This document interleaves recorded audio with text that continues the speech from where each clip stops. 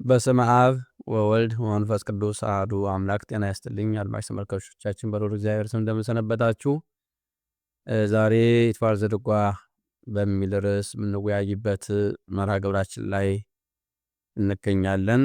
ከኔ ጋር ክቡር መልአከ መንክራት ወመጋቤ ሐዲስ የኔታ ዕዝራ አሉ። እኔ ዜማውን እያዜምኩ እሳቸው ምስጢሩን እያመሰጠሩልን አብረን እንቆያለን። ይህ ድምጽ የሚሰማችሁ እና ምስሉ የሚታያችሁ ሁሉ ለራሳችሁም ለሌሎችም ጥቅም እንዲውል ያጋራችሁ እንድታዳምጡ ወደ ማሳሰብ ወዳለሁኝ። መቅደመ ሁሉ ጸሎት ነውና አባታችን መልአከ መንክራት በጸሎት ያስጀምሩናል። ወደ እሳቸው ወስዳችኋለሁ። እሺ። በስመ አብ ወወልድ ወመንፈስ ቅዱስ አሐዱ አምላክ አሜን።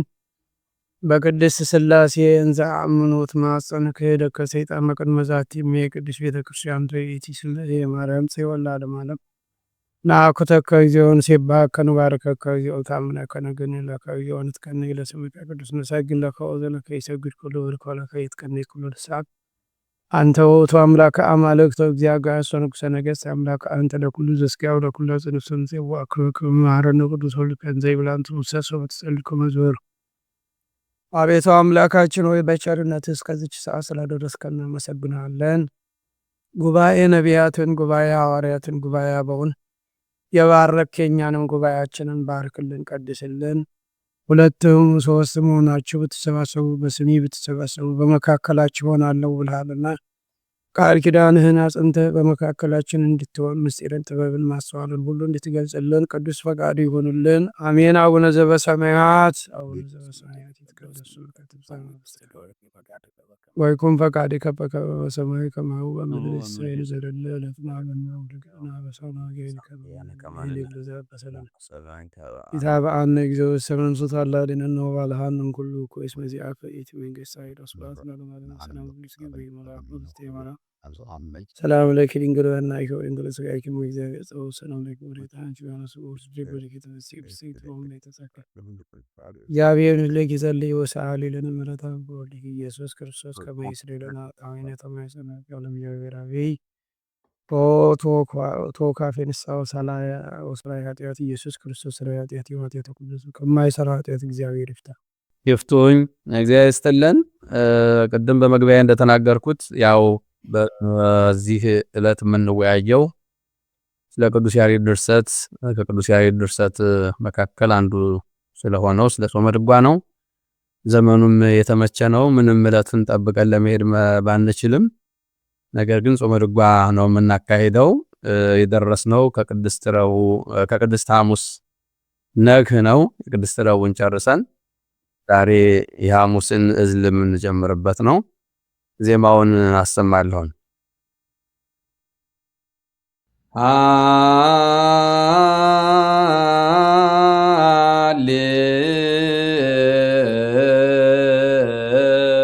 ሃሌሉያ ትበርህ ኮከበ ጽባህ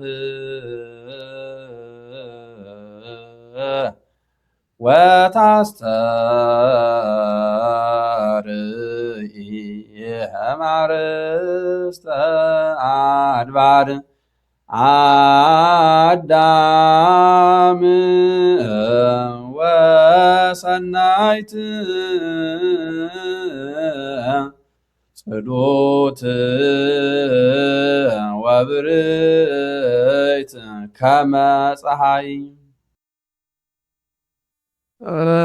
ትበርህ ኮከበ ጽባህ ወታስተርኢ ማርስተ አድባር ከአጥቢያ ኮከብ ይልቅ ብርህት ትበራለች ወይም ብርህት ናት፣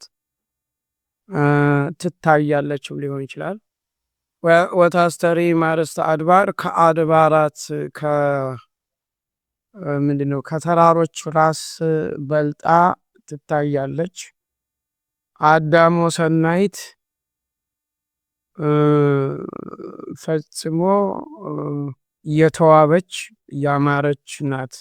አዳም ያማረ ወሰናይትም ያማረች ለማለት ነው። ጽዱት ወብሪት ከመፀሐይ እንደ ፀሐይ የበራችና የጸራች ናት። የጸዳች የጸራች ማለት ነው። ይሄ እንግዲህ በዋናነት ስለ ቤተ ክርስቲያን ነው የሚናገረው፣ ወይም ስለ እግዚአብሔር ሀገሩ ለንጉስ ሀገረ እግዚአብሔር ማለት በዋናነት ቤተ ክርስቲያን ነው። በብሉይ ኪዳን እስራኤል ናት። እስራኤል የምትኖርበት ምድር ኢየሩሳሌም ደብረ ጽዮንን የሚያሳይ ነው። በአዲስ ኪዳን ደግሞ የእግዚአብሔር ሕዝብ የተሰበሰቡበት እግዚአብሔርን የሚያምኑ ክርስቲያኖች ያሉበት ቤተ ክርስቲያን ማለት ነው። ሶስተኛና ደግሞ እመቤታችን ቅድስት ድንግል ማርያም ራሱ እንደዛ ትባላለች። ይሄ ብዙ ጊዜ ለእመቤታችን ራሱ ይባላል። የእመቤታችን ጊዜ ይባላል። ትበር እምኮከበ ጽባሕ ታሰሪ ከአጥቢያ ኮከብ ይልቅ የደመቀች ናት ማለት ነው። ምስሌው የደመቀች የሚታይ ብሩህ የሆነ በብርሃን የተሞላ የሚከተሏትንም በብርሃን የምትመራ ማለት ነው። ወታሰሪ ማርስ አድባር ይሄ ደግሞ ከፍታን ከተራሮች ራስ በላይ ትታያለች ማለት በክብሯ በልዕልናዋ ከፍ ብሎ መታየት በእግዚአብሔር ዘንድ እንደዚህ ከፍ ያለች ናት ማለት ነው። ቤተ ክርስቲያንም በአጠቃላይ የእግዚአብሔር ሕዝብ ማለት ነው። እመቤታችን ቅድስት ድንግል ማርያም ስንወስድ ደግሞ መልዕልተ ፍጡራን መትሕተ ፈጣሪ የሚለውን ያመጣል። አንዳንድ ጊዜ ይሄ አርያም ማለት ልዑል ማለት ነው ይላሉ መተርጉማን። እመቤታችን ቅድስት ድንግል ማርያም ማለት ልዕልት ማለት ነው ብለው ይተረጉማሉ። ይሄ ደግሞ ምንድነው? መትሕተ ፈጣሪ መልዕልተ ፍጡራን ወአልቦ ዘይከብር እምኔሃ እምታይተ እግዚአብሔር ከእርሷ የሚበልጥ የለም፣ ከእግዚአብሔር በታች ከእርሷ የሚበልጥ የለም የሚለውን ያመጣል ማለት ነው። በቤተ ክርስቲያን ደረጃ ስንመጣ ደግሞ ቤተ ክርስቲያን የእግዚአብሔር አካሉ ናት። በምድር ላይ ያለች የእግዚአብሔር አካሉ የእግዚአብሔርን ስራ የምትሰራ እግዚአብሔርን በምትኖርበት ምድር የምታንጸባርቅ ወይም ደግሞ እግዚአብሔርን በጨለማው ዓለም እንደ ብርሃን የምታንጸባርቅ ናት ማለት ነው ቤተ ክርስቲያን። ስለዚህ ትበርም ኮከበ ጽባሕ የሚለውን ያሳየ ደምቃ መታየቷን ከፍ ብላ መታየቷን የሚያሳይ ነው። መቼም ከእግዚአብሔር የበለጠ ምንም የለምና ቤተ ክርስቲያን ደግሞ የእግዚአብሔር አካል ናት። በምድር ላይ ያለች የእግዚአብሔር ቤተሰብ ማለት ነው ማለት ነው። ስለዚህ ያን ጽዕዱት ወብሬት የሚለው ከዚሁ ጋር የተያያዘ ከእውቀት ጋር ከጽድቅ ጋር ከማንኛውም ብርሃንን ከጽድቅ ጋር ከእውቀት ጋር ከመንግስት ከአስተዳደር ጋር ከግዛት ጋር የእግዚአብሔር ግዛት ብለን መውሰድ እንችላለን። የእግዚአብሔርን ግዛት የእግዚአብሔርን ቅድስና የምታንጸባርቀው ቤተክርስቲያን መሆኗን የሚያሳይ ነው ማለት ነው። ስለዚህ ያንን የሚያሳይ እግዚአብሔር ይስጥልን፣ ቃለ ሕይወት ያሰማልን። ከዚህ ቀጥሎ ስብሐተ ነግህ ነው። አምላኪየ እገይሳቤከ ወበጽባሕ እቀውም ቅድሜከ በፈሪሆትከ። ይሄ ደግሞ እንዳለ መዝሙረ ዳዊት መዝሙር 62 ነው። በቅንፍ 63 ላይ ያለው ይሄ በነገራችን ላይ እንግዲህ የዳዊት በአጠቃላይ ስብሐተ ነግህም አብይ ስብሐተ ነግህም የሁሉም መጀመሪያ ነው አይደል? አዎ መጀመሪያ ሲጀመር አምላኬ እገይሳቤከ በጣም ደስ ይላል እኮ ነው። በጣም አምላኬ እገይሳቤከ ወበጽባሕ እቀውም ቅድሜከ በፈሪሆትከ ሙሉ በሙሉ ከመዝሙረ ዳዊት የተወሰደ ነው። አምላኬ ወደ አንተ እገሰግሳለሁ ወበጽባህ በጠዋትም በፊትህ ቆማለሁ። አንተን በመፍራት በፊትህ ቆማለሁ። ወይም በየጠዋቱ የተሻለ ትርጓሜ ለማድረግ በየጠዋቱ አንተን በመፍራት በፊትህ ቆማለሁ። ሁልጊዜ አንተን እጅ ነሳለሁ፣ ከአንተ ሰላምን እሻለሁ፣ ከአንተ ጽድቅን እሻለሁ የሚል ነው። ይሄ መዝሙረ ዳዊት እንግዲህ መዝሙረ ዳዊት በደንብ ማየት ይቻላል። ያን ከዚያ የተወሰደ በቀጥታ ሁልጊዜ ወደ እግዚአብሔር መገስገስ፣ ወደ እግዚአብሔር እገይ ሳቤከ ማለት መገስገስ ማለት ነው። ይሄ የማያቋርጥ መሆኑን የሚያሳይ የማያቋርጥ አንድ ጊዜ ብቻ ሳይሆን በየቀኑ በየጊዜው ወደ እግዚአብሔር መገስገስ እንደሚገባ የሚያሳይ ነው። ስለዚህ የቤተ ክርስቲያን ጸሎት መጀመሪያው ይኸው ነው። እንግዲህ ቤተ ክርስቲያን የምታስተምረው ይኸው ነው። አንተን በመፍራት አንተ በፈሪዎት ከማለት ደግሞ ቀዳሚ ያለ ጥበብ ፈሪያ እግዚአብሔርን መፍራት የጥበብ ሁሉ መጀመሪያ፣ የመንፈሳዊ ጥበብ ሁሉ፣ የስጋዊ ጥበብ ሁሉ መጀመሪያ እግዚአብሔርን መፍራት ነው። ያለ እግዚአብሔር የሚሆን ምንም ነገር የለም። ይህ እግዚአብሔርን መፍራት ሲባል እግዚአብሔርን በማክበር መፍራት፣ እንደ አምላክነቱ በማክበር እንደ ርኅሩህነቱ እንደ አባትነቱ ደግሞ ምንድነው እንደ በማክበርም በመፍራትም በአክብርዎ ፍርህዎ በፍርህዎ አክብርዎ አለበት ይላሉ መተርጉማን። አንድ ሰው ፈራው ሲባል አክብሮ ሲሆን ወይም አከበረው ሲባል ፈርቶ ሲሆን ነው ማለት ነው። የሚነጣጠሉ አይደሉም ማለት ነው። ይሄ ፍርሃት ብቻ ከሆነ ደግሞ እሱ ትክክል አይደለም። በነገራችን ላይ እንደ ፖሊስና እንደ ሌባ መሆን የለበትም እግዚአብሔርን መፍራት። ሌባ የሚፈራው ሌባ ስለሆነ ስለሚያዝ ስለሚታሰር ነው እንጂ እግዚአብሔርን የምንፈራው ግን አባታችን ነው ብለን አክብረን ያለሱ ምንም የለንም ብለን በዚህ ስሜት ነው እግዚአብሔርን የምንፈራው ማለት ነው። ስለዚህ ያንን የሚያሳይ ስለዚህ ወደ እሱ መገስገስ በፊቱ መቆም የሚለው ደግሞ ለጸሎት በአጠቃላይ በባለሟልነት ፈቃዱን ለመፈጸም መልካም የሆነውን ነገር ሁሉ የሱን በጎነት ለመማር ለማስተማርም በፊቱ መቆም አገልጋይ መሆን የሚያሳይም ጭምር ነው ማለት ነው። ቀውም ቅድሜ ከማለት አንተን ለማገልገል ሁልጊዜ ቆማለሁ ማለትም ይሆናል ማለት ነው። እሺ እግዚአብሔር ይስጥልን፣ ቃላት ያሰማልን። ከዚህ ቀጥሎ እስመ ለዓለም ነው። ፂራ ቤት ነው። አርዋፂ አራራይ ቤት ማለት ነው።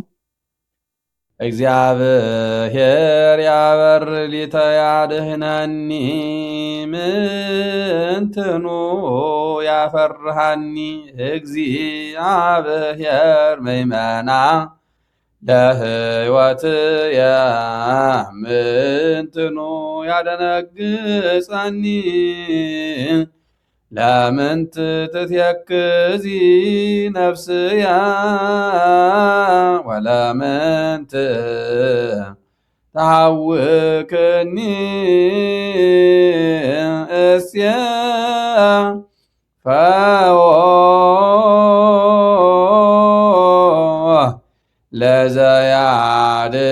ለዘያድህነኒ እምንባዜሃ ለነፍስያ ከመ አውሎ እንዘ እግዚአብሔር ይክል ኩሎ። ግሩም ነው። እንደዚህ አይነት ደግሞ ብዙ ጊዜ ድርሰት ላይ አለ። እንደዚህ ከመዝሙረ ዳዊት ከዚያም አዋቶ እንትን ማለት ለምሳሌ ግብአተ መንጦላይት ላይ አለ እኮ ቅዳሴ ላይ ከመግባቱ በፊት የሚጸለየው ከእያንዳንዱ ሁለት መስመር እያወጣ አንድ ጋር አድርጎ ያደረገው እንደዛ አይነት ይህም እንደዛ አይነት ነው። ስለዚህ እግዚአብሔር ያበር ሊተ ወያድኅነኒ ይሄ ያለው መዝሙር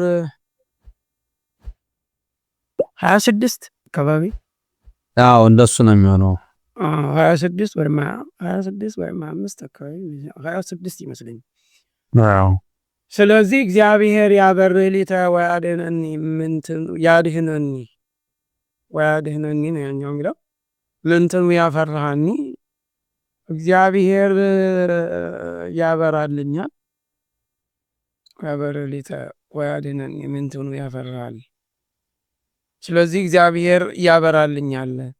ስለዚህ ምንም የሚያስፈራኝ የለም። እግዚአብሔር ምእመና ለሕይወቴ ምንትኑ ያደነግጠኝ። እግዚአብሔር ለሕይወቴ መተማመኛዋ ነው። ስለዚህ የሚያስደነግጠኝ የለም ወይም የሚያስደነግጠኝ ማን ነው ማለት ነው። ምንትኑ ምንተ እና አልቦ ይወራረሳሉ ይባላል። ይወራረሳሉ ሲባል ምንትኑ ማለት ጥያቄ ነው ይሄኛው ማለት ነው። አልቦ መልስ ነው።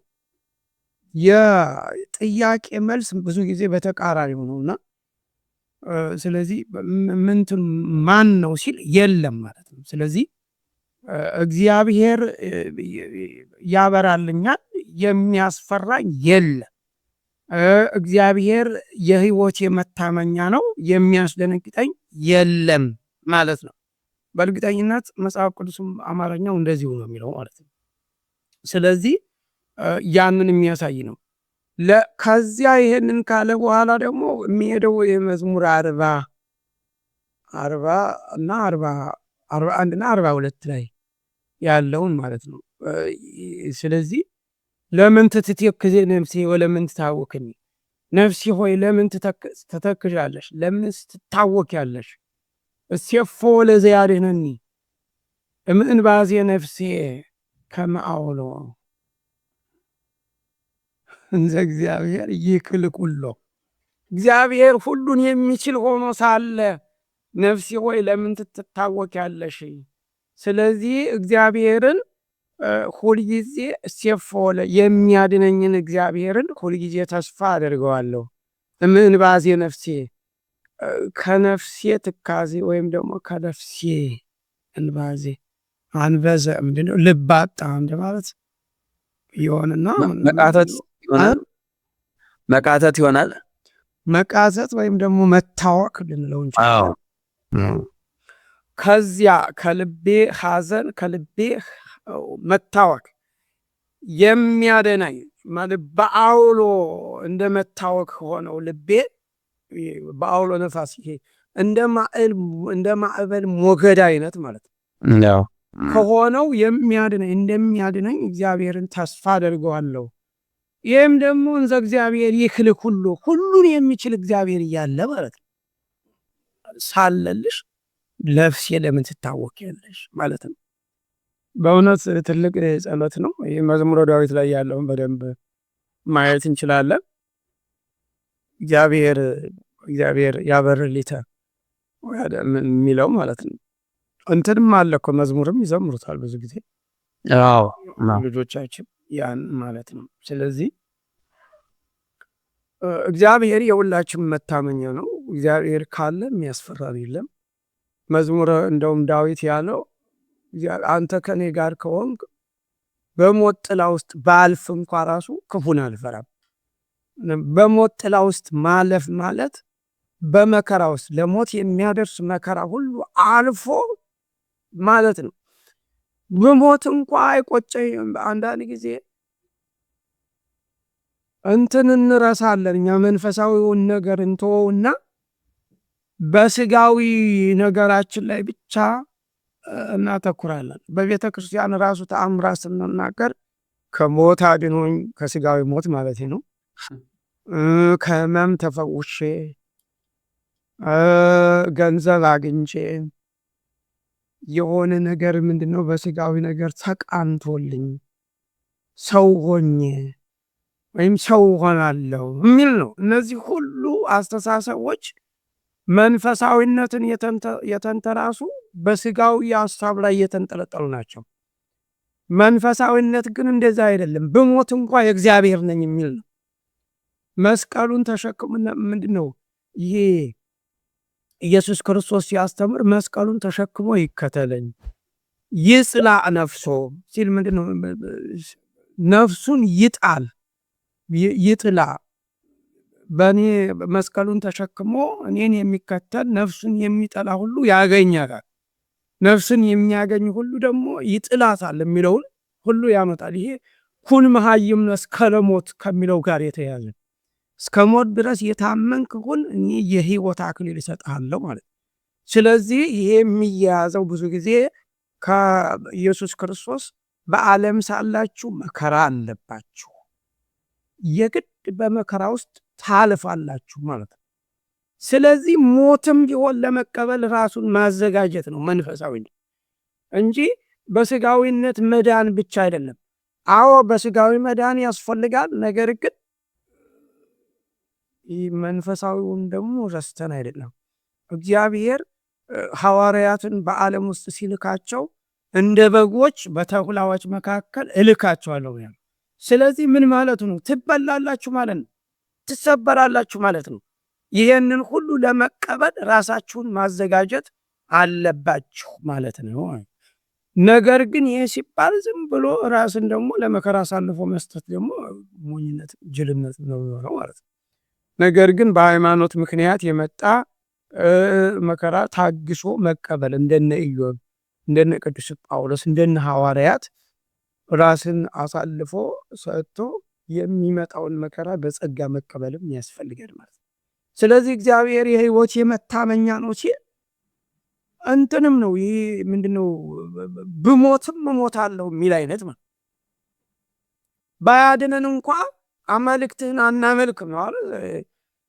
ሰለስቱ ደቂቅ ያሉት እንደዛ አይነት ስሜት ነው መሆን ያለበት እንጂ እንደው በቤተ ክርስቲያን ስንናገር እግዚአብሔር ያደረገልን ይህ በስጋዊ ነገር ተሳካልን፣ አሜሪካ መጣሁ፣ እዚህ ቦታ ሄድኩ የሚለውን ብቻ መሆን የለበትም ማለት ነው። ይህም በእርግጥ በእግዚአብሔር አጋዥነት ነው መሆን፣ ያለ እግዚአብሔር አጋዥነት አይሆንም። ነገር ግን ምንጊዜም ብዙ ጊዜ ሀሳባችን ምኞታችን ሁሉ በስጋዊ ነገር ላይ መንጠልጠል የለበትም ማለት ነው። እውነት ነው። ያርስትልም ያው መቸስ ስጋውያን እንደሆነ እነነሰ ስጋውያን ንገብር ግብረ ስጋ ወደ ስጋ እያደላን ነው እንጂ ያው አስቀድማችሁ ጽድቅና መንግስቱን ፈልጉ ነው የተባልነው። ማስቀደም ያለብን ያንን ነው። ግን እንግዲህ በዚሁ በስጋ ያሳበም እንደክማለንና ይሄ ምክር እንግዲህ ያው እንድንበረታ ነው፣ ማስቀደም ያለብን እንድናስቀድም ነው። ቃለ ሕይወት ያሰማልን። ከዚህ ቀጥሎ ቅንዋት ነው። እንተ ተሃንጸት በስሙ ወተቀደሰት በደሙ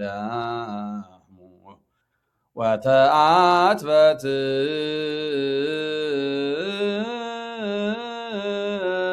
በዕፀ መስቀሉ ጽዮን ቅድስት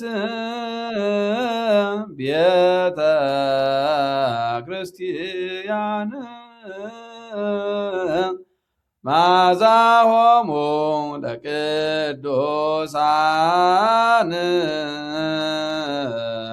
ጽርህ ንጽሕት አግአዚት እንተያውዳ ስብሐት።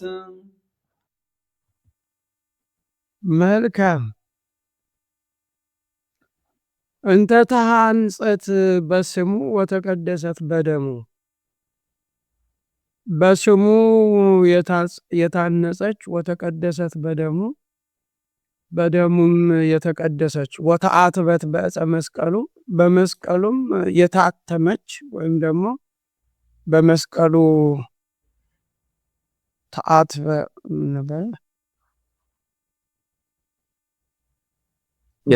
በመስቀሉ የታተመች። ይሄ ነው ጥሩ የተሻለው።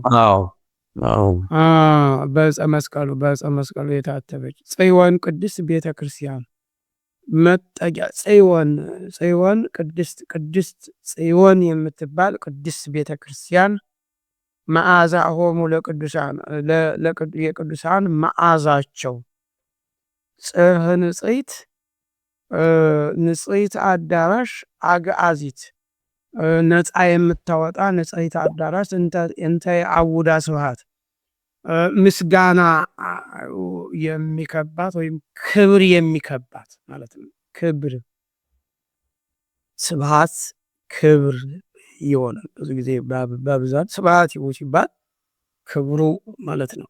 ሰባህኩከ የሚለውም ይህንን ነው። ሰባህኩከ በደብር ዋዲ ካዕበ እሴብሐከ የሚለው ሰባህኩከ በዮርዳኖስ ሰባህኩከ በደብር ዋዲ ካዕበ እሴብሐከ የሚለውም ከዚህ ጋር የተያያዘ ነው ማለት ነው። ወንጌል ላይ ነው ያለው። ያሬድም በደንብ ዘምቶታል። ስለዚህ ቤተ ክርስቲያን ማለት ነው። ቤተ ክርስቲያን ነው። ቤተ ክርስቲያን ሲባል ግን ዋናው ቤተ ክርስቲያን ምእመን ነው። በክርስቶስ የሚያምን የሰው ልጅ ማለት ነው። ቤተ ክርስቲያን አካል የሚባለው ያንን ነው። መጀመሪያው ሰው ነው። ከዚያ ህንፃው ደግሞ ቀጣይ ነው ማለት ነው። በነገራችን ላይ ቅደም ተከተል አለው። ቅደም ተከተል ሲባል ምእመናን ስላሉ የሚያመልኩበት ቦታ ግዴታ ፍጡር የሆነ ቦታ ስለሚያስፈልገው በአንድ ላይ ተሰብስቦ የሚያመልኩበት ቅድስት ቤተክርስቲያን ደግሞ ህንፃውን እንሰራለን ማለት ነው። በደሙ የተመሰረተች ሲባል ግን ህንፃውን ሳይሆን ምእመናንን ማለት ነው። ምእመናን የሰው ልጆችን በደሙ የተመሰረተች በደሙ የዳኑ በስሙ የተጠሩ ማለት ነው። በስሙ የተጠሩ እንተ ተሐጽት በስሙ ሲባል በስሙ የቆሙ በስሙ የታነጹ ምእመናን ማለት ነው። ከዚያ እነሱ ያሉበት ቦታ ደግሞ ለእነሱ ተሰብስበው የሚያመልኩበት ደግሞ ቤተ ክርስቲያን የክርስቲያኖች መሰብሰቢያ እግዚአብሔር የሚመለክበት ቦታው ማለት ነው። ሰዎቹ ደግሞ እግዚአብሔርን የሚያመልኩት ሰዎች የእግዚአብሔር ልጆች የሆኑት እግዚአብሔር የሚያድርባቸው ሰዎች መሆናቸውን የሚያሳይ ነው ማለት ነው። ስለዚህ መታወቅ ያለበት ግን ምእመናን ከሌሉ ቤተክርስቲያን አይኖርም። ህንፃ ቤተክርስቲያን አይኖርም። ቅድሚያ የሚሰጠው ምንድነው? ለምእመናን ነው ማለት ነው። ስለዚህ ያንን የሚያሳይ ይህ ሲባል ግን ወደ ሌላ እንዳይሄድ ጥንቃቄ ማድረግ ያስፈልጋል። ይህንን ስንል ቤተክርስቲያን አያስፈልግም እያልን አይደለም። ቤተክርስቲያን ከሌለ እኛም የለንም። ህንፃ ቤተክርስቲያን ከሌለ ተሰብስበን ምስጢራትን አሁን ክርስትና የሚሆነው ምስጢራት ሲፈጸምበት ነው። ምስጢራትን መፈጸሚያን ቦታው ደግሞ ቤተክርስቲያን ይባላል ማለት ነው። ስለዚህ ያንን እንኳን ሌላ ቀርቶ እያንዳንዱ ምእመን በግለሰብ ደረጃ ራሱ ቤተክርስቲያን ሊባል ይችላል። በግለሰብ ደረጃ ቤተክርስቲያን ሲባል ግን የክርስቲያን ወገን ማለት ነው። ወገን ቤተ እስራኤል፣ ቤተ አሮን፣ ቤተ ያዕቆብ እንደማለት ማለት ነው። ዳዊት ላይም ቤተ አሮን ንግሩ ቤተ አሮን አይደለም ነው። ንግሩ ቤተ እስራኤል ንግሩ ኩልክሙ ለትፈርህዎ ለእግዚአብሔር ሲል ምን ማለት ነው? ያዕቆብ ወገን እንደ ያዕቆብ ያመናችሁ ያዕቆብን አምላክ የተከተላችሁ እንደ አሮን ያመናችሁ አሮንን አምላክ የተከተላችሁ ማለት ነው። ስለዚህ ንግሩ ቤተ አሮን ቤተ አብርሃም ማለት እንችላለን በቅዱሳኑ ማለት። ስለዚህ እንደዛ ማለት ነው። ወገን ማለት ነው። ሶስት አይደለም ቤተክርስቲያን የሚባለው ህንፃው አለ፣ ምእመናን የምእመናን ህብረት አለ። እንደገና ደግሞ ምንድነው እያንዳንዱ እግዚአብሔርን የሚያመልከው ሁሉ የእግዚአብሔር ማደሪያ ስለሆነ ቤተክርስቲያን ይባላል ማለት። ስለዚህ እንተ ተሐጽት በስሙ ሲባል በስሙ የተጠሩ በደሙ የተቀደሱ በሱ ሞት በሱ በዕፀ መስቀሉ ይህም ከመስዋዕትነት የተያያዘ ነው። ጽዮን ቅድስት ማለት መጠጊያ አምባ መጠጊያ የሆነች ቤተ ክርስቲያን እዚሁ ላይ ራሱ ማናት ብሎ ቤተ ክርስቲያን ብሎ ተርጉሞታል ማለት ነው። እንተ አውዳ ስብሐት ማለት ደግሞ በምስጋና የምትኖር በክብር የምትኖር በእግዚአብሔር ፊት የከበረች ወይም ደግሞ የእግዚአብሔርን ክብር ሁልጊዜ የምትናገር የምታውጅ ማለት ነው። ይህንን የሚያሳይ ነው ማለት ነው። እሺ እግዚአብሔር ይስጥልን። ከዚህ ቀጥሎ እቤት ይላል። እዝራኒ ረቱ እቤት ማለት ነው። ወደ እርሶ ስም መጣው አይደል? እዝራኒ በ10 ነው፣ ይሄ በ6 ነው። እቱ ሮቱ ይደሉ የሚል ነው። ቤቱ እሱ ነው። በ6 አሌታ ነው። ርእዮ ጽዮንሃ ቅድስተ ሙሴኒ ርእያ በደብረ ሲና ወኩሎሙ ነቢያት ወሐዋርያት ርእይዋ ሰብአ አርድእት ርእይዋ ሀገሩ ለንጉሥ አብይ ወማኅደረ ስሙ ለልዑል አገሩም ጽዮንሃ ርእዮ ጽዮንሃ ቅድስተ ጽዮንን ቅድስት የሆነች ጽዮንን ተመልከቱ እዩ። ሙሴኒ ርእያ ሙሴም አይቷታል በደብረ ሲና ሙሴ ያያትን ወኩሎሙ ነቢያት ነቢያትም ያዩትን ወሐዋርያት ሐዋርያትም ያዩትን ርእይዋ እያለ ይመጣው ርእይዋ ሰብአ አርድእት ያዩት ማለት ነው። ርእይዋ ሀገሩ ለንጉሥ አብይ የታላቁ ንጉሥ ሀገር ወይም የታላቁ ንጉሥ ከተማ ወማኅደረ ስሙ ለልዑል የታላቁ የልዑል እግዚአብሔር የስሙ ማደሪያ ወይም ደግሞ የስሙ መጠሪያ የስሙ መገለጫ ልንለው እንችላለን ማለት ነው።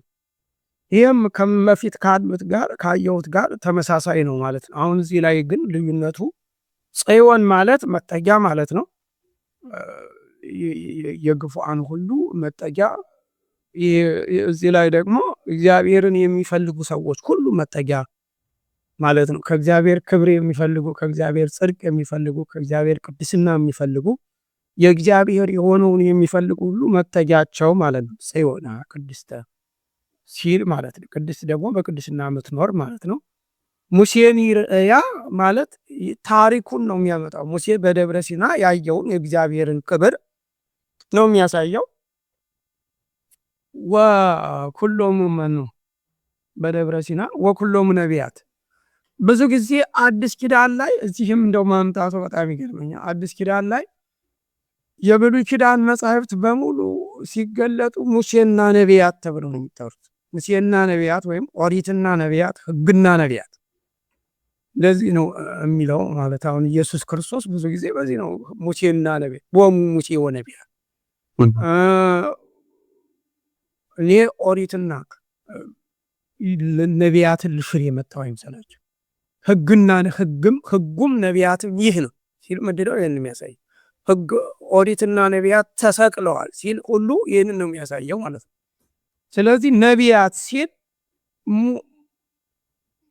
እንደው ይሄኛው እንደዛ አይደለም። ነቢያትም በዘመናቸው የእግዚአብሔርን ክብር አዩ ማለት ነው። ሙሴም የእግዚአብሔርን ክብር አዩ ማለት ነው። ግን ስለ እግረ መንገዳችንን ስንናገር የመጽሐፍ ቅዱስ ስለ መጽሐፍ ሙሴ ነቢያት ይላል ማለት ይሄ ሙሴ ሲል አምስቱ ወይም ሕግ ሙሴ ሕግ ኦሪት ማለት ነው።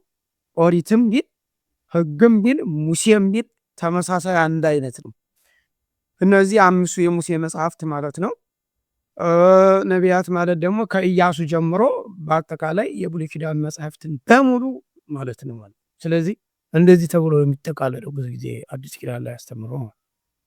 ስለዚህ ያንን የሚያሳይ ነው። ከዚያ ወደ ሐዋርያት መጣ ወደ አዲስ ኪዳን። የአዲስ ኪዳን ደግሞ ምንድነው? ሐዋርያትና ሰብአ አርድእት ናቸው።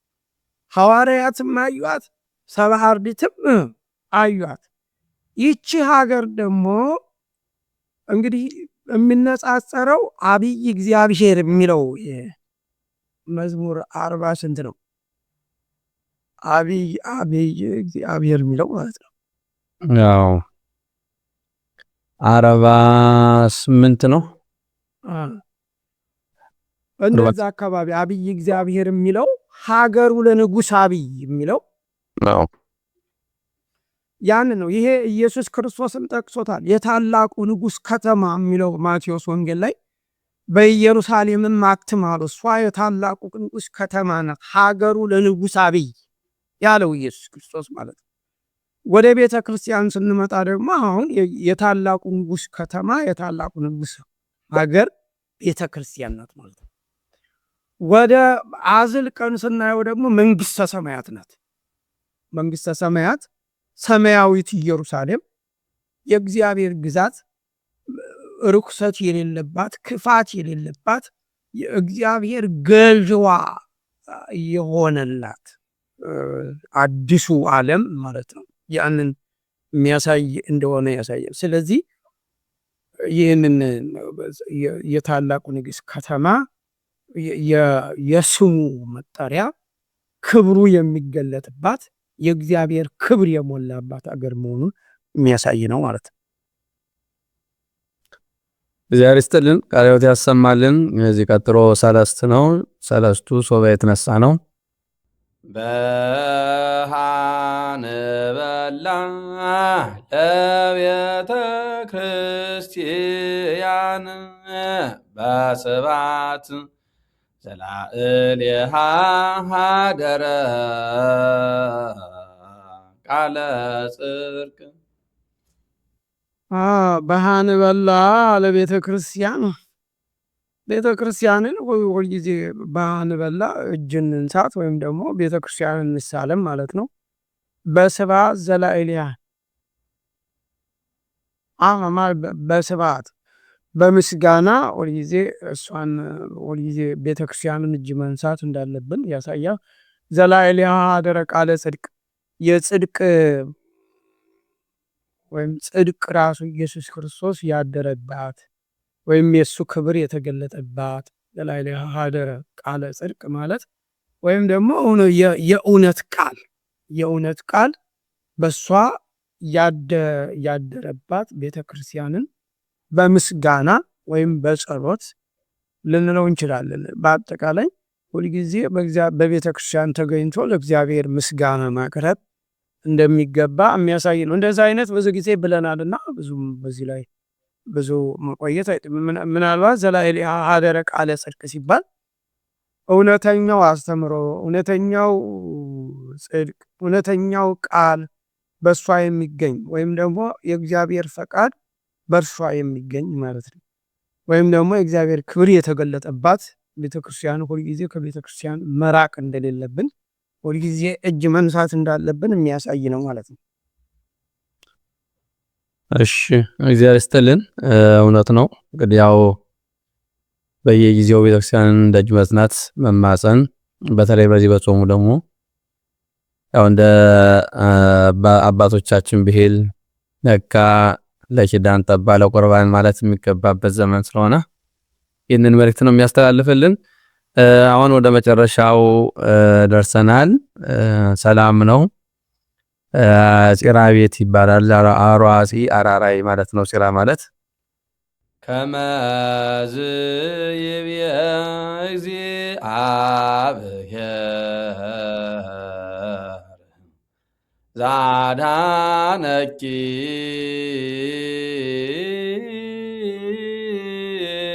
ቅዱሰ እስራኤል በብዛ ምሕረትየ ሜጥኩ መዓትየ እምኔኪ ተሃነጺ በጽድቅ ረሃቂ እማመፃ ወይሁብ ለባዕድ ክብረኪ እሆብ ሰላመ ለሕዝብኪ። ይሄ በጣም የሚገርም ትንቢተ ኢሳይያስ ላይ ነው ያለው ቃሉ። ምዕራፍና ቁጥሩ ለጊዜው ትዝ አላለኝም። መፈለግ እንችላለን አስፈላጊ ከሆነ፣ ግን ከትንቢተ ኢሳይያስ ላይ ነው የተወሰደው።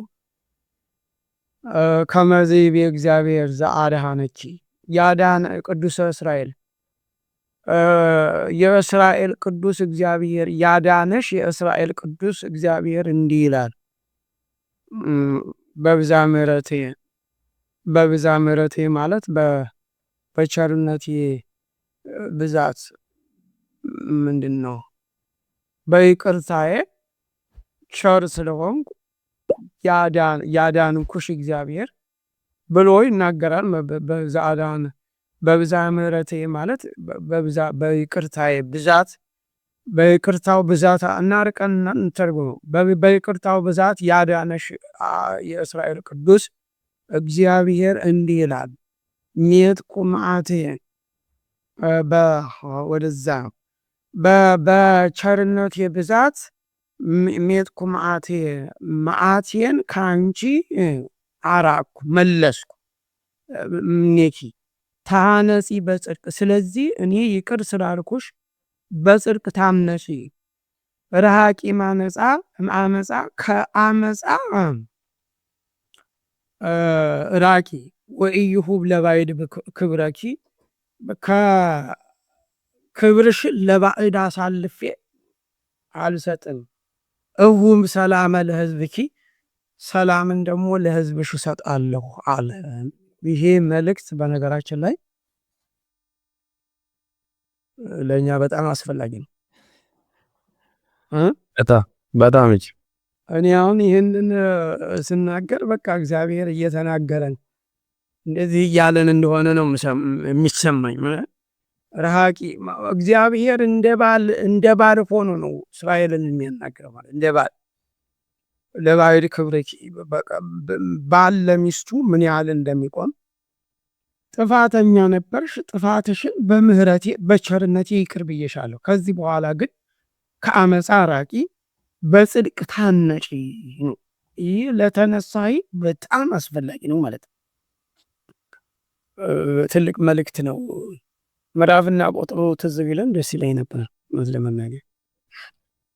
እዚህ ሰርች አግኝተው አድርገው ካገኙት ፈልጉት። እሺ ስለዚህ ምንድነው ይህ በጣም ወሳኝ ነው። ሰላም የሚገኘው መጀመሪያ ከእግዚአብሔር ጋር ስንታረቅ ነው። ባለፈው ሳምንት እንዳልነው ሰላምን የሚያመጣ እግዚአብሔር ነው። ሰላም የሚኮነው ከእግዚአብሔር ጋር ስለሆነ እንደዚህ ከሆንሽ ለሕዝብሽ ሰላም እሰጣለሁ ይላል። በዓለም ውስጥ አሁን አገራችን እያንዳንዳችን ብንሆን ሰላማችንን ያጣንበት ጊዜ ነው። ሰላም ያጣነው ደግሞ በአመፅ ነው። እርስ በርሳችን በመጣላት እግዚአብሔር እርስ በርሳችሁ ተዋደዱ ነው ያለው። አንዱ ለማጥፋት እኛ ትልቆች ነበርን፣ ግን ወርደን ወደ ግለሰባዊ ወርደን ወደ ራስ ወደድነት ወርደን በቃ ክብራችንን አሳልፈን ሰጥተናል እኛ ማለት ነው። ስለዚህ ወደ እግዚአብሔር ብንመለስ ንስሐ ብንገባ ሰው ከእግዚአብሔር ጋር ቢታረቅ የጽድቅ ስራ ቢሰራ እግዚአብሔር ለባዕድ አሳልፎ አይሰጠንም። ለመከራ፣ ለረሃብ፣ ለጥም፣ ለርዛት፣ ለስደት አሳልፎ አይሰጠንም ማለት ነው። ይህ ሲባል ግን ቅድም የተናገርኩትን ረስቻ አይደለም። በነገራችን ላይ ስጋዊ አስተሳሰቡን ብቻ መሆን የለበትም። አንዳንድ ጊዜ መከራም እየተቀበሉ ቢሆን የእግዚአብሔርን ክብር እንደ ቅዱስ ጳውሎስ ጸጋዬ ይበቃሃል የሚለውን ማለት ነው። ይህን ስል ግን እኛ እንደ ቅዱስ ጳውሎስ የመነን ለማለት አይደለም። ያመነ ሰው እግዚአብሔርን የተከተለ ሰው ራሱን ከጥፋት የሚታደግበትን መስራት ያስፈልጋል። መስዋዕትነትን መክፈል ያስፈልጋል። ስለ ስጋዊ ሰላምም ስለ ስጋዊ ብልጽግናም መስራት ያስፈልጋል። ነገር ግን ከዚያ ይልቅ መንፈሳዊውን ረስቶ ስለ ስጋዊ ነገር ብቻ ማሰብ ደግሞ ትክክልም አይደለም ማለት ነው። እንደመንፈሳዊነት ያንን ለማለት ነው። በዚህ ርዕስ ግን ሰላም የሚገኘው ከእግዚአብሔር ነው። እናንተ ከተመለሳችሁ የጽድቅ ስራ ከሰራችሁ እኔ ክብራችሁን አሳልፌ አልሰጥም፣ ለሕዝባችሁ ሰላም እሰጣለሁ ነው እያለ ያለው። ስለዚህ የእግዚአብሔር ድምፅ መሰማት አለበት። እሺ አገኙት እንዴ? ይቅርታ አላገኘሁትም፣ እንትኑም አስቸገረኝ። እሺ እስከሚናገሩ ድረስ ካገኘሁትን ይፈልጋል ይሆን። እሺ እግዚአብሔር ይስጥልኝ። በጣም በጥሩ ሁኔታ ነው የገለጹልን። የኔታ እግዚአብሔር አምላክ እድሜና ጤና ይስጥልን፣ አስበ መምራንን ያድልልን። አድማጭ ተመልካቾቻችን የሳምንቱ መርሃ ግብራችንን የጾመ ድጓን ዜማና ምስጢር የምንሰማበት ሰዓት የነበረ እጅግ በጣም በሚጣፍጥ አንደበት ነው የኔታ የገለጹልን ያስተማሩን። እግዚአብሔር አምላክ ለኔታ እድሜና ጤናን ይስጥልን። በተቻለ መጠን አድማጭ ተመልካቾቻችን ይህንን ለሁሉም እንዲዳረስ የማድረግ ስራ እንድትሰሩ በተደጋጋሚ ለማሳሰብ ወዳለው በእውነቱ በቤተ ተክሌ በሳምንት 3 ቀን መርሃ ግብራት ይከናወናሉ። አንዱ ይትባረክ ዘድጓ በሚል አብይ ርዕስ ስር ጾመ ድጓ የሚባለውን የምንተረጉምበት ነው። አሁን የያዝነውን ለማለት ነው። ሁለተኛው ደግሞ ጥሩ አንደበታቸው በጣም በሊቅነታቸው የሚታወቁት ክቡር መጋቢ ምስጢር የኔታ አፈወርቅ የሚያስተላልፉት አዝማናትን ተከትሎ ንዑሳት አዝማናትን አበይት አዝማናትን ተከትሎ በየሳምንቱ ሐሙስ ሐሙስ የሚያስተላልፉት መርሃ ግብር ነው። እጅግ ብዙዎቻችሁ ተወዱታላችሁ። እንግዲህ በተለይ በአብዛኛው ሊቃውንቱ ካህናቱ ይከታተሉታል። ምእመናን ደግሞ የበለጠ ብትጠቀሙበት ደስ ይለናል። ያው ሊቃውንቱ ለመስማትና ያንን የነበረውን በውስጣቸው ያለውን በእሳቸው ጸጋ የተገለጠውን ምን እንዴት እንደተገለጠ ለማዳመጥ ነው። ለእናንተ ግን ለእውቀትም ለትምህርትም የሚሆን ስለሆነ በተደጋጋሚ በየሳምንቱ ሐሙስ ሐሙስ የሚተላለፈውን እንዲሁም ማክሰኞ የሚተላለፈውን ጾመ ድጓውንም በደንብ እንድትከታተሉ ለሌሎችም እንድታዳርሱ አደራ ማለት እፈልጋለሁ። ሶስተኛው እንግዲህ ያለንበት ሀገር እንግሊዝኛ ቋንቋ ተናጋሪ እንደመሆኑ መጠን ልጆቻችን በዚህ ሀገር ተወልደው ሲያድጉ አፍ መፍቻ ቋንቋቸው የእንግሊዝኛ ቋንቋ ነው። ይህንን ታሳቢ በማድረግ በየሳምንቱ እሁድ በእንግሊዝኛ ቋንቋ በተለያዩ መርሃ ግብራት እናስተላልፋለን። በየ15 ቀኑ በቋሚነት የመጽሐፍ ቅዱስ ጥናት ከኦሪት ዘፍጥረት የተጀመረ ውይይት አለ። በኩረ ፍስሐ ዶክተር ቀሲስ ኃይለ ኢየሱስ የሚባሉና ደቀ መዝሙር ዲያቆን መና በየ15 ቀኑ የሚያስተላልፉት የመጽሐፍ ቅዱስ ጥናት አለ። ለልጆቻችን በጣም መሰረታዊ ነገር ነው። መጽሐፍ ቅዱስን ማወቅ ማጥናት ይገባቸዋልና ስለ ሃይማኖታቸው መረዳት በግድ በዚህ ዘመን የሚጠይቅ ጉዳይ ስለሆነ በዚህ በቋንቋቸው የሚተላለፈውን መርሃ ግብር እንዲከታተሉ ወላጆችም ጭምር እየተከታተላችሁ ይህንን ተከታተሉ እንድትሉ እንደው አደራ ለማለት እንወዳለን። በተቻለ መጠን ቤተ ተክሌን በመደገፍ በማበረታታት ሁላችሁም ከጎናችን እንድትሆኑ አደራ ለማለት እወዳለሁ። በዚህ በቤተ ተክሌ እየመጣችሁ የምታስተምሩን አባቶቻችን ሊቃውንቱን እግዚአብሔር አምላክ አስበ ሊቃውንትን ያድልልን ለማለት እወዳለሁ። እንግዲህ ጾም ታላቅ ጾም ነው፣ ታላቅ የበረከት ጾም ነው። በዚህ ጾም ደግሞ የጾመ ድጓውን ዜማና ምስጢር መስማት ለኛም ትልቅ በረከት ነውና ሁላችሁም እንዳያልፋችሁ አደራ ለማለት እወዳለሁ። የኔታ እንግዲህ በትንቢተ ኢሳይያስ ምዕራፍ 54 ቁጥር 14 ላይ በጽድቅ ትታነጫለሽ፣ ገግፍ ራቂ አትፈሪምም፣ ድንጋጤሽም ወደ አንቺ አትቀርብም ይላል። እንግዲህ ከዚያም ስለሚያመጣው ታነጺ በጽድቅ ራቂ ማመጻ የሚለው ይሄ ነው። ክብርሽን ለባዕድ አልሰጥም የሚለው ደግሞ ከሌላ ምዕራፍ ነው የሚሆነው። ልክ እንደ እንትኑ ማለት ነው። ወይም እዚሁ ላይ ሊኖር ይችላል። እንግዲህ ለማንኛውም ትንቢተ ኢሳይያስ ምዕራፍ 54ን ሙሉን ማንበብ የተሻለ ከ50 ጀምሮ በዋናነት ከ50 በላይ ያለው የእስራኤል ማጽናኛ ነው። ከስደት በኋላ እንደምትጽናና እግዚአብሔር ይቅር እንደሚላት ክብሯ እንደሚመለስ የሚያሳይ ነውና ይህንን የሚያሳይ ነው። ስለዚህ ይሄ አንድ ጊዜ የተላለፈው እግዚአብሔር ያስተላለፈው ደግሞ ለሁላችንም ሁልጊዜ የሚሰራ የእግዚአብሔር ቃል ሁልጊዜ ማያልፍ ቃሌ ግን አያልፍም አይደል ያለው። ከዚያ ሁልጊዜ እኛንም ሌሎችም ሲያስተምር የሚኖር ነው ማለት ነው። ስለዚህ በዋናነት የመጨረሻው መልእክት የሚሆነው ሰላም የሚገኘው ከእግዚአብሔር ነው። እግዚአብሔር እኛ ወደ እግዚአብሔር ከተመለስን እሱም ወደ እኛ ይመለሳል። ከእግዚአብሔር ጋር ከታረቅን ሰው ማህበራዊ ፍጡር ነውና ስለዚህ አንዱ ለአንዱ ያስፈልገዋል። እርስ በርስ ከመጠላላት ይልቅ በማንኛውም ደረጃ በሃይማኖትም ሆነ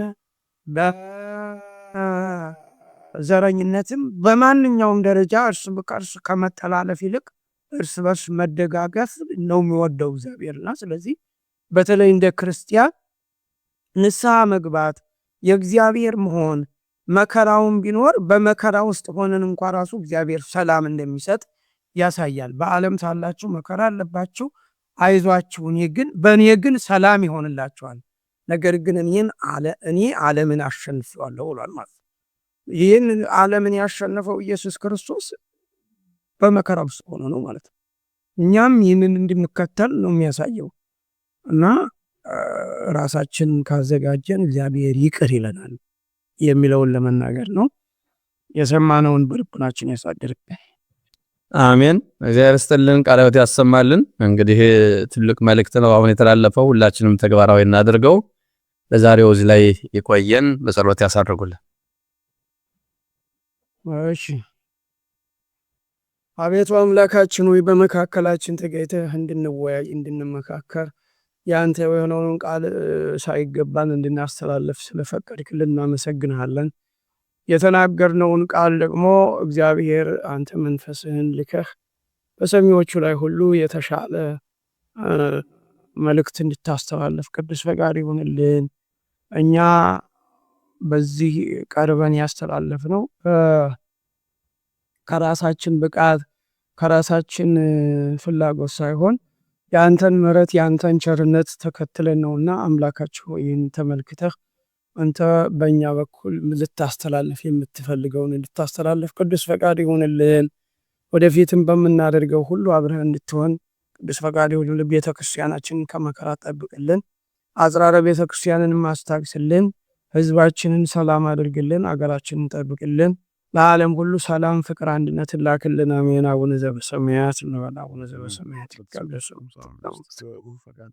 ወይኩን ፈቃድከ በከመ በሰማይ ከማሁ በምድር ሳይል ዘለለ አበልነውም ድግለነ በሳነ ወጌንከ ንሄድግ ለዘበሰለሚት አባን እግዚኦ ሰማሰት አላደነና ወባላን እንቆሎ ጎይስ መግዚአፊት አንዲስ ሳይገ ስብሐት ለዓለሙ ሰላም ድንግል በደና ይወድ ድንግል ስጋይ መግዚአብሔር ሰላም